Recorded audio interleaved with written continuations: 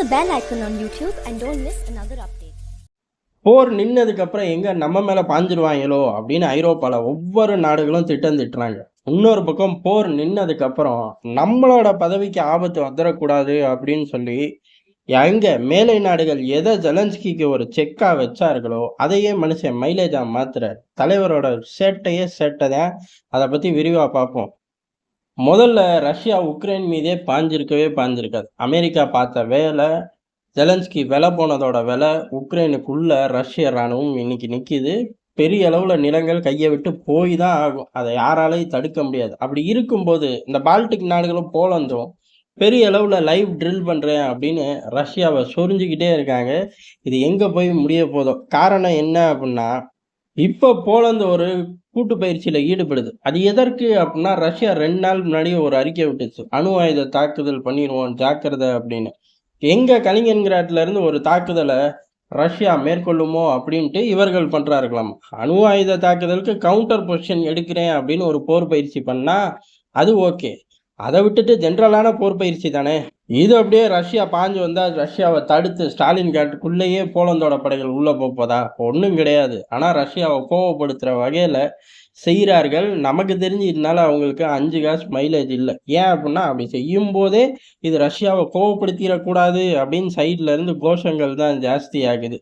நிலைமை இப்படி ஓடிக்கிட்டு இருக்கு. அதே சமயம் இந்த பக்கம் அமெரிக்கா மிசைல்களை தரேன்றுச்சு, தந்துட்டேங்குது. எது உண்மை அப்படிங்கிறது தெரில. ஏன்னா இந்த மாசமே நாங்கள் கொடுத்துட்டோம்ப்பா லாங் ரேஞ்ச் மிசைலை அப்படின்னு சொல்லிட்டாங்க. அப்படி சொன்னது மட்டும் கிடையாது, ஜெர்மனிக்கு எவ்வளவோ அழுத்தம் கொடுத்தோம், ஆனால் ஜெர்மனி சம்மதிக்கவே இல்லை அப்படின்னு சொல்லி அந்த நியூஸையும் சேர்த்து போட்டு விட்றாங்க. ஜெர்மனி ஏற்கனவே சொல்லிருச்சு, அதாவது வெளிப்படையாகவே சான்சலரே சொல்லிட்டாரு, உக்ரைனுக்கு சப்போர்ட் பண்ணுறதை பற்றி எந்த தயக்கமும் எங்களுக்கு கிடையாது. அதே சமயம் ரஷ்யாவோட நேரடியாக யுத்தம் பண்ணுறக்கும் எங்களுக்கு எந்த தேவையும் கிடையாது. ரஷ்யாவோட யுத்தத்தை தவிர்க்க தான் விரும்புது ஜெர்மனி. அதனால நீண்ட தூர ஆயுதங்கள் கொடுத்து அதை உக்ரைன் உள்ள தாக்கி, இது தேவையில்லாத விஷயம், அதனால நாங்கள் எந்த காலமும் தரமாட்டோம் அப்படின்னு சொல்லி இப்போதான் போட்டு உடைச்சாங்க. போட்டு உடைச்சதுக்கப்புறம் அமெரிக்காவும் சேர்ந்து சொல்லுது, அதாவது ஜெர்மனி நேரடி யுத்தம் வந்துடும் தான் தயங்குச்சு. அதனால எவ்வளவோ போராடி பார்த்தோம், ஆனால் ஜெர்மனி தரவே இல்லை. இப்போ நாங்கள் தந்துட்டோம், அதுவும் இந்த மாதமே டெலிவரி முடிஞ்சு அப்படின்ட்டாங்க. இவ்வளோ நல்லவனா அமெரிக்கா சொல்ல வாய்ப்பே இல்லை. ஏன்னா இந்த ஸ்டேட்மெண்ட்டை உத்து பார்த்தோம்னா, இது ஜெர்மனியை ரஷ்யாவுக்கு எதிராக பயப்படுது அப்படின்னு சொல்லி காட்டலாம் அப்படிங்கிறது ஒரு எண்ணமாக இருந்தாலும், ரஷ்யாவுக்கு எதிராக ஐரோப்பா கூட்டணியில் வலுவாக யாரும் கால் தடை பதிக்கவே விரும்பலைங்கிற மாதிரி தானே பிரதிபலிக்குது. அப்படின்னா இங்கே தான் அமெரிக்காவோட ஒரு ஸ்மார்ட்டான மூவ் இருக்குது. என்ன அப்படின்னா, பின்னாடியே ஜெர்மனி ஒரு நாள் முந்திக்கிச்சு, அடுத்து வெள்ளை மாளிகை இந்த ஸ்டேட்மெண்ட்டு நாங்கள் கொடுத்துட்டோம், ஜெர்மனிக்கு எவ்வளோ அழுத்தம் கொடுத்தோம் மாட்டேன்ட்டாங்க அப்படின்னு. இப்போ அடுத்த கட்டமாக ஐரோப்பா முழுவதும் அமெரிக்கா கொடுத்துருச்சு. அவ்வளோதான், ஃபஸ்ட்டு அமெரிக்கா கொடுத்துருச்சு. இதை எடுத்துகிட்டு போய் உக்ரைன் தாக்குதல் நடத்தும், இதுக்கு எதிர் தாக்குதல் ரஷ்யா செய்யும். இது பூரா அப்படியே அன்றாட நிகழ்வுகளாக மாறி போயிடும். அதனால அடுத்து பிரிட்டன் நான் தரப்போகிறேன், அதுக்கடுத்து ஐரோப்பிய பார்ட்னர்கள் எல்லாரும் தருவார்கள் அப்படின்னு சொல்லி ஆரம்பிச்சிட்டாங்க. அதுதானே அமெரிக்கா அப்படி இப்படி நல்ல பிள்ளை மாதிரி ஏமாந்த பிள்ளை மாதிரி அறிக்கை விடுதுன்னு பார்த்தா, பின்னாலே பிரிட்டன் இந்த வேலையை பார்க்க ஆரம்பிச்சிருச்சு.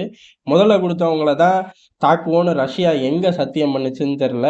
ஆனால் இப்படி ஒரு பிரச்சாரத்தை மேற்கொள்ள ஆரம்பிச்சிட்டாங்க. மெல்ல மெல்ல ஒவ்வொரு பிளேயர்கள்கிட்ட இருந்து லாங் ரேஞ்ச் மிசைல்களை பிடுங்குறக்கு அமெரிக்கா திட்டம். ஆனால் எல்லாருமே சூதானமான பிளேயருக்கு தான். அதனால வாய்ப்புகள் எப்படி மாறுது அப்படிங்கிறது போக போக தெரிஞ்சிடும். இப்படி ஜெலன்ஸ்கியை தள்ளி விட்டுட்டு எல்லா பிளேயர்களும் ஆனந்தமா இருக்க முடியல. எல்லாருக்குமே ஒரு ரணகளத்துல தான் பயணிச்சுக்கிட்டு இருக்காங்க, அமெரிக்காவாகட்டும் ஐரோப்பாவாகட்டும். ஆனா இந்த யுத்த காலத்துல நம்ம பயணிக்கிறோம் அப்படிங்கிறதே ஜெலன்ஸ்கி மறந்து யுத்தத்துக்கு அப்புறமும் அவரோட இடத்த ஸ்ட்ராங்கா பதிய வைக்கிறதுக்காக மனுஷன் போராடுறாரு. ஏன் அப்படின்னா, எப்பெல்லாம் அமெரிக்காவில் செனட்டோ காங்கிரஸோ கணக்கு கேட்குதோ அப்பெல்லாம் ஜெலன்ஸ்கி கணக்கை கொடுக்க மாட்டார். இந்தா பிடிச்சிக்க அப்படின்னு சொல்லி வாய்ப்பே இல்லை. அதுக்கு பதிலாக 2 அதிகாரி 2 மினிஸ்டரை தூக்கிடுவார். என்னடான்னு கேட்டால் ஊழல் குற்றச்சாட்டு அப்படின்ட்டுருவார். அதே தான் இப்போவும் செய்கிறார். என்ன ஒன்று, அந்த பட்டியல் நீண்டுக்கிட்டே போகுது. யாரெல்லாம் தனக்கு சேலஞ்சராக வருவார்கள் அப்படின்னு நினைக்கிறாரோ அவனுங்க பேரை பூரா அந்த பட்டியலில் எழுதிடுறாரு. அதில் இவன் கட்டாயம் வருவான். அது போக இவனுக்கு மேலை நாடுகளோட நல்ல ஒரு அண்டர்ஸ்டாண்டிங் இருக்குது அப்படின்னா இமீடியட்டா போர் நடந்துகிட்டு இருக்கு. எங்க ட்ரையல் நடத்துனாங்கன்னே தெரியல. இமீடியட்டா 12 வருஷம், 14 வருஷம், 24 வருஷம் அப்படின்னு தீர்ப்பு டம்மு டம்முன்னு வந்துகிட்டே இருக்கு. இது எதடா குறிக்குது அப்படின்னு கேட்டா, செலன்ஸ்கியோட உள்வட்டாரம் சொல்றது, அதாவது நாங்க இணையணும், நேட்டோல இணையணும், ஐரோப்பிய யூனியன்ல இணையணும். அதுக்காக கிரவுண்ட கிளியர் பண்றோம். சீக்கிரம் இணைஞ்சிருவோம். ரஷ்யாவை எதிர்க்க போறோம் அப்படின்னு சொல்லி வீர வசனம் பேசுறாங்க. ஆனா உண்மை அது கிடையாதாம்மா.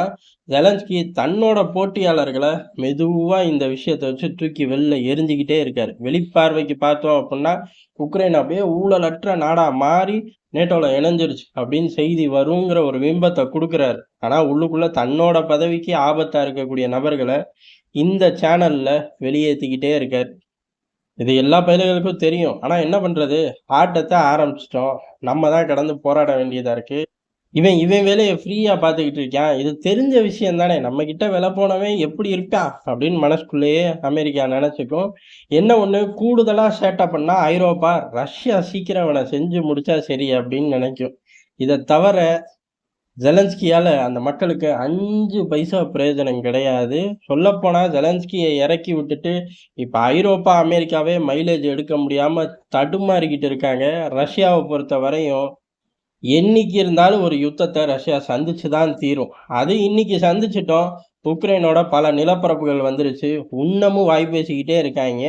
உக்ரைனுக்குள்ள பஃபர் ஜோனை பற்றியும் திட்டங்கள் தீட்ட ஆரம்பிச்சிட்டாங்க ரஷ்ய சைடு. இது அவர்களுக்கு அடிஷ்னலான மைலேஜை நோக்கி தான் போய்கிட்டு இருக்கு.